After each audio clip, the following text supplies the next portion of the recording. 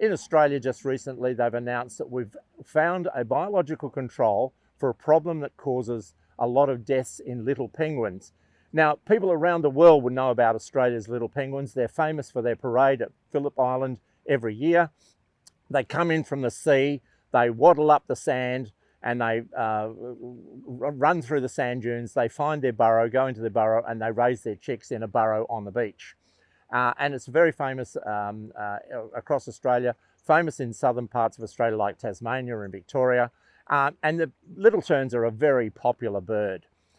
Sadly, in many wild locations, the sand dunes have been overtaken by various exotic species of weeds. And what happens is the penguin, when they come up the track off the beach, get tangled in the weeds and can't get into the burrow. And some species like sea spurge not only tangle the penguins and they die, but they also have a latex that comes out of the branches of the weed, which causes an irritation to the birds as well. Now, with the cooperation and the collaboration of scientists in Canberra and in Perth and in Montpellier in France, we've been able to discover a fungus that we can put into these weeds in Australia.